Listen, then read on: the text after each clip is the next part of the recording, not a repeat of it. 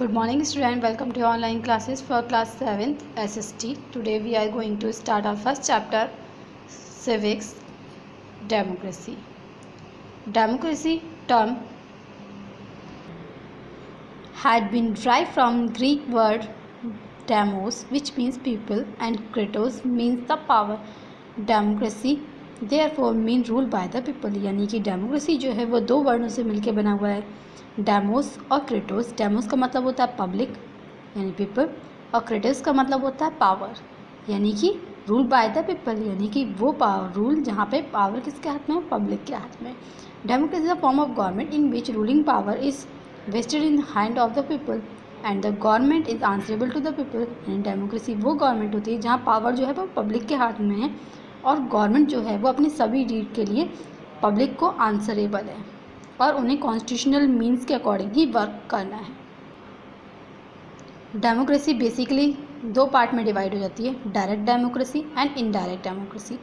Direct democracy this is the oldest and real form of democracy in which people directly participate in managing the affair of the state.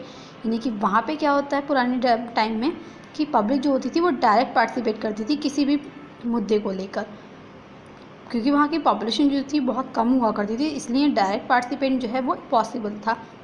लेकिन आज के time में क्योंकि population बहुत ज़्यादा है तो डायरेक्ट जो परफॉर्मेंस है वो बहुत मुश्किल है, इसलिए हम इनडायरेक्ट फॉर्म ऑफ डेमोक्रेसी को अपनाते हैं. Indirect democracy is also known as representative democracy. यानी कि इस डेमोक्रेसी को हम रिप्रेजेंटेटिव डेमोक्रेसी भी कहते हैं, क्योंकि यहाँ पे जो है पब्लिक क्या करती है, अपने रिप्रेजेंटेटिव को खुद चुनती है और वही रिप्रेजेंटेटिव क्या करते हैं, वो पावर संभालते हैं गवर्नमेंट की.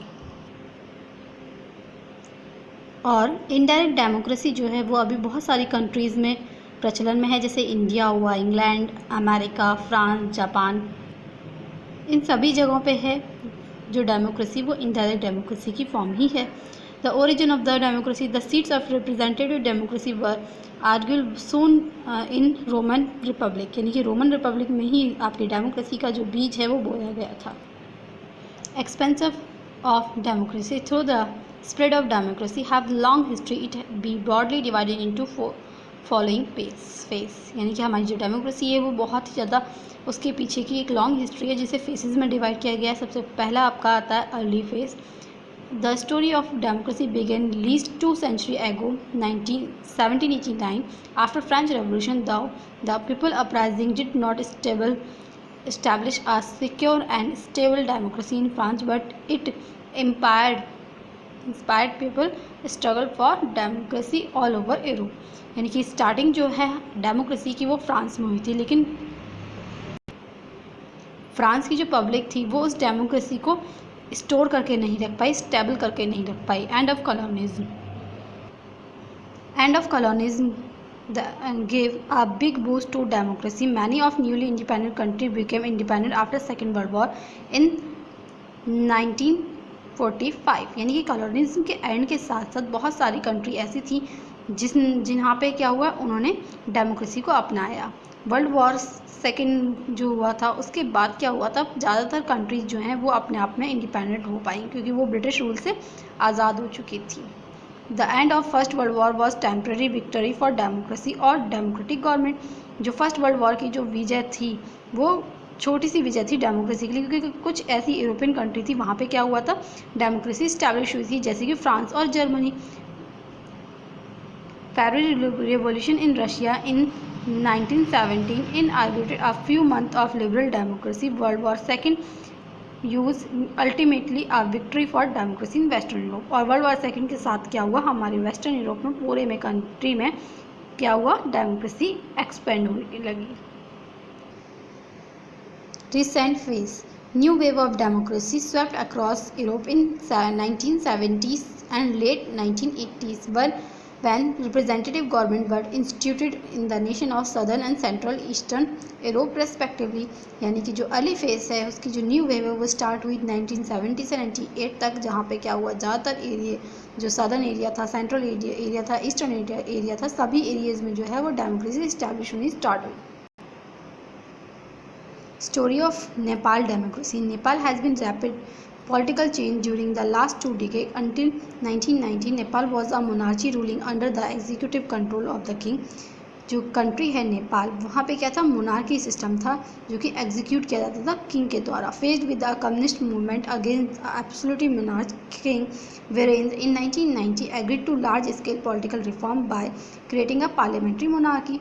अब जब वहाँ पे क्या हुआ, पब्लिक ने रिवॉल्यूशन स्टार्ट किया तो वो लोग क्या हुए, मोनार्की के अगेंस्ट गए. तो किंग वहाँ के जो थे वीरेंद्र, उन्होंने क्या किया, एग्री हुए पार्लियामेंट्री मोनार्की में. पार्लियामेंट्री मोनार्की यानी कि जहाँ पे किंग भी होगा और एक पार्लियामेंट भी होगा और कॉन्स्टिट्यूशन भी होगा. नेपाल के जो किंग वीरेंद्र थे उनकी डेथ हो गई 2001 में, और उनकी डेथ के बाद जो उनके नए किंग थे वो डेमोक्रेटिक रूल को संभालने के लिए कैपेबल नहीं थे. तो 2005 में people of Nepal launch a massive movement for democracy, यानी कि वहाँ के लोगों ने क्या किया, डेमोक्रेसी के लिए एक बहुत बड़ा मूवमेंट स्टार्ट किया. On December 2007 the intern parliament passed a bill that would make Nepal a federal Republic. उसके बाद 10 दिसंबर 2007 में वहाँ की जो पार्लियामेंट थी उन्होंने एक बिल पास किया जिसके तहत नेपाल को एक रिपब्लिक कंट्री बना दिया गया. With the prime minister become the head of the state, जहाँ पे क्या था, जो प्राइम मिनिस्टर हैं वो हेड थे. On May 28, 2008, lawmaker of Nepal legally abolished the monarchy and declared the country as a republic.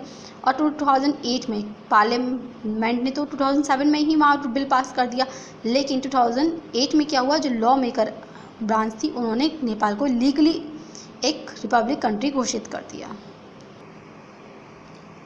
Nepal के साथ साथ और भी बहुत सारी कंट्रीज थी जैसे म्यांमार, एशियन कंट्री, इन सभी में क्या हो रहा था, रिवॉल्यूशन हो रहा था डेमोक्रेसी के लिए. इसके बाद फीचर ऑफ डेमोक्रेसी और why do we need democracy, यानी डेमोक्रेसी क्या फीचर होते हैं और हमें डेमोक्रेसी क्यों नीड है. डेमोक्रेसी एक ऐसी गवर्नमेंट है जो बेस होती है based on the will of the people, यानी कि पब्लिक के विल के ऊपर बेस्ड है. Democracy is based on the will of the people and it function according to their concern, यानी कि जो डेमोक्रेसी गवर्नमेंट है वो पब्लिक के विश के अकॉर्डिंग, उनके कंसर्न के अकॉर्डिंग वर्क करती है. The fact is that democratic government can not ignore the interest of the people. और फैक्ट क्या है कि डेमोक्रेटिक गवर्नमेंट कभी भी पब्लिक का जो इंटरेस्ट है उसे इग्नोर नहीं कर सकती. To run administration the government make policies and plan keeping in mind public interest, यानी कि गवर्नमेंट को क्या है, जो भी पब्लिक उनकी चॉइस रहेगी उसी के अकॉर्डिंग अपनी पॉलिसीज़ को, उसी के अकॉर्डिंग अपने एडमिनिस्ट्रेशन को चलाना होगा. Welfare of all. Democratic government does not look after the interest of any particular caste, class or group. Rather, it look after the interest of all and provide equal opportunity to all for their development. ये democratic government जो है किसी particular caste, class या group के interest के according नहीं work कर सकती. उसे सभी के इंटरेस्ट को, सभी को इक्वल अपॉर्चुनिटी देते हुए, सभी के डेवलपमेंट को महत्व देते हुए वर्क करना होता है. The government make economic social plan for the welfare for all. जो भी गवर्नमेंट अपने इकोनॉमिक या सोशल प्लान बनाती है उन्हें सबके वेलफेयर को देखते हुए बनाने पड़ते हैं. और डिक्टेटरशिप में ऐसा नहीं होता, वहाँ कभी भी किसी पब्लिक के इंटरेस्ट को नहीं देखा जाता. यहाँ पे जो डिक्टेटरशिप में जो डिक्टेटर है वो अपनी विश के अकॉर्डिंग, अपने इंटरेस्ट के अकॉर्डिंग वर्क करता है. Responsible government. Democratic government is a responsible government. The representative elected by the people on the basis of universal franchise remain responsible to the people and in case they do not remain responsible before the people can change them during the next election. यानी कि जो responsible government है वो democratic government है, क्योंकि democratic government हमेशा responsible होती है. उन्हें यूनिवर्सल एडेड फ्रेंचाइजी के अकॉर्डिंग चुना जाता है और अगर वो अपना वर्क ठीक तरीके से नहीं करते तो पब्लिक उन्हें नेक्स्ट 5 ईयर के बाद जो इलेक्शन होंगे उसमें हटा देंगे. पर डिक्टेटरशिप में ऐसा नहीं होता. डिक्टेटरशिप कभी भी रिस्पॉन्सिबल गवर्नमेंट नहीं होती और ना ही वो पब्लिक को किसी भी बात के लिए आंसरेबल रहती है. Possibility of good law. In a democratic government, the representatives have direct relationship with the people. Therefore, they properly understand their problems, interest. यानी कि जो डेमोक्रेसी में क्या होता है, जो रिप्रेजेंटेटिव होते हैं पब्लिक के बीच से ही चुने जाते हैं, इसलिए वो पब्लिक के इंटरेस्ट को, पब्लिक की चॉइस को, उनकी प्रॉब्लम को अच्छी तरीके से समझते हैं और वो उसी के अकॉर्डिंग लॉ पास कराते हैं. The properly representative interest of the people in the assembly and parliament always try to get the good law pass.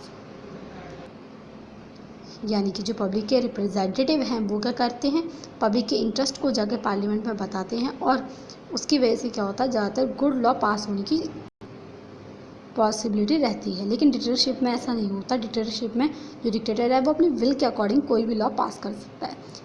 Political education, हमारी डेमोक्रेसी गवर्नमेंट में क्या होता है कि पब्लिक को उसके लिए एजुकेशन दी जाती है, पब्लिक को बताया जाता है कि पॉलिटिकल एक्टिविटी किस तरह से होती हैं, क्या उनकी रिस्पॉन्सिबिलिटी होती है, क्या किस तरह से वो जवाबदेही हैं पब्लिक के लिए। लेकिन डिक्टेटरशिप में ऐसा नहीं होता, वहाँ पब्लिक को उनके पॉलिटिकल राइट नहीं बताए जाते, ना ही उनके पास कोई चांस होता है गवर्नमेंट से आंसर लेने का। Based on liberty, fraternity and equality, democratic government liberty पे, फ्रेटर्निटी पे और इक्वालिटी पे बेस्ड होती है। यहाँ पे सभी सिटीजन बराबर हैं, किसी के साथ भी किसी तरीके का भेदभाव नहीं किया जाता। लेकिन डिक्टेटरशिप में क्या होता है, वहाँ पे कोई भी व्यक्ति, ना तो लिबर्टी है वहाँ पे, ना ही फ्रेटर्निटी है और ना ही इक्वालिटी है। Democracy improve the quality of decision making, democracy की वजह से क्या होता है, डिसीजन ज़्यादा बेटर होते हैं। क्यों? क्योंकि वहाँ पे कंसल्ट होता है, वहाँ पे डिस्कशन किया जाता है। A democratic decision always involve many person discussion and meeting. When a number of people put their hand together, they are able to point out possible mistake in any decision. Democracy में ज़्यादातर लोग साथ मिलके एक साथ discuss करके तब ही कोई डिसीज़न लेते हैं, जिससे क्या होता है कि कोई भी डिसीज़न में कोई भी गलती होने की चांसेस नहीं रहते हैं। पॉसिबल ये रहता है कि वो क्या करते हैं, मिलके डिस्कशन से किसी भी मिस्टेक को पॉइंट आउट कर पाते हैं। As a most of the decision taken by discussion, क्योंकि ज़्यादातर यहाँ पे क्या होता है, डिसीजन किससे लिए जा रहे हैं, डिस्कशन के द्वारा लिए जा रहे हैं, जिसकी वजह से चांस ऑफ रैश और इनरिस्पॉन्सिबल डिसीजन, कि इररिस्पॉन्सिबल डिसीजन नहीं लिया जाएगा, इसके चांसेस बढ़ जाते हैं। If the decision take not according to the wish of the people, they have right to protest again it. और अगर कोई डिसीजन पब्लिक की चॉइस के अकॉर्डिंग नहीं लिया जाता तो उस डिसीजन को बदलने का चांस पब्लिक के पास है। Democracy provide a method to deal with different conflict, democracy हमें प्रोवाइड करती है अलग अलग मेथड जिससे हम कॉन्फ्लिक्ट के साथ, डिफरेंसेस के साथ डील कर सकें। Democracy provide all citizen one some basic right through which they can give their opinion, democracy public को कुछ राइट देती है जिससे वो अपना ओपिनियन जाहिर कर सकते हैं। Democracy provide a chance to all citizens to choose their representative and change them if they do not work according to their wish। यानी कि डेमोक्रेसी में पब्लिक को पास चॉइस होती है कि वो क्या करे, अपने रिप्रेजेंटेटिव को खुद चुने, और अगर वो ठीक तरीके से वर्क नहीं करते तो वो उन्हें रिप्लेस कर सकते हैं अगले इलेक्शन में। इन पार्लियामेंट और member have the right to give in opinion, और पार्लियामेंट में जितने भी मेंबर चुने जाते हैं उन सभी के पास राइट होता है कि वो अपने ओपिनियन को रख सकते हैं। Democracy is better than other form of government because it allows to the people to correct their mistake। Democracy बाकी गवर्नमेंट से इसलिए बेटर है क्योंकि वो हमें चांस देती है अपनी मिस्टेक को सुधारने का। There is no guarantee that mistake can not be made in democracy, ऐसे कोई गारंटी नहीं है कि डेमोक्रेसी में मिस्टेक नहीं होगी, और किसी भी टाइप की गवर्नमेंट ये गारंटी नहीं दे सकती कि वहाँ मिस्टेक नहीं होगी। लेकिन हमारी जो डेमोक्रेसी फॉर्म ऑफ गवर्नमेंट होती है, यहाँ पे मिस्टेक जो है वो ज़्यादा समय तक नहीं छिप सकती, क्योंकि हम क्या कर सकते हैं, यहाँ पे अपनी मिस्टेक को सुधार सकते हैं, हमारे पास चांस है। और अगर कोई रूलर भी कोई मिस्टेक करता है तो हम उसे चेंज कर सकते हैं। Democracy enhance the dignity of citizen, democracy में जो सिटीजन है उनकी डिग्निटी क्या होती है, इनहेंस हो जाती है, उनकी डिग्निटी बढ़ जाती है। Democracy is based on the principle of political equality, democracy political equality पे बेस्ड है, यानी कि पॉलिटिकली यहाँ पे सब बराबर हैं। So all citizen were rich और पुअर, एजुकेटेड और अनएजुकेटेड हैव सेम इंस्टीट्यूट, यानी कि चाहे कोई व्यक्ति पढ़ा लिखा है, बिना पढ़ा लिखा है, या फिर वो गरीब है, अमीर है, सबका स्टेटस डेमोक्रेसी के अकॉर्डिंग सेम है। People are not subject of ruler, they are ruler themselves, public कोई रूलर का सब्जेक्ट नहीं बल्कि खुद अपने आप में रूलर है।